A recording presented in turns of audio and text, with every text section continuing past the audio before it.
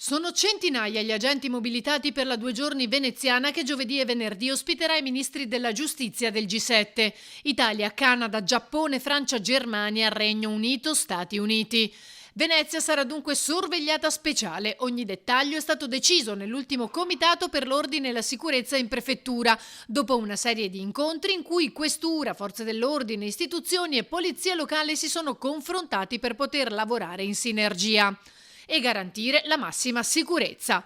Giovedì i 7 ministri affronteranno i temi del dibattito mondiale, dalle guerre alla situazione geopolitica internazionale, dalla cybersicurezza al narcotraffico fino alla lotta alla criminalità e le migrazioni.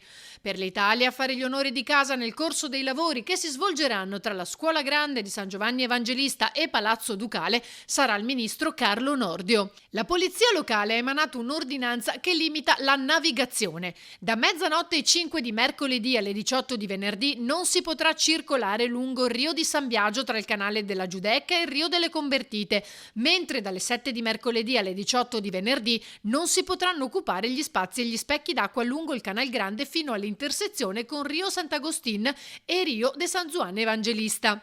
Per quanto riguarda la percorribilità a piedi, un'altra ordinanza dispone che da mezzanotte ai 5 di mercoledì alle 16 di venerdì non si potrà accedere a Calle della Lacca dell'intersezione con Calle del Campazzo fino al Campiello San Giovanni.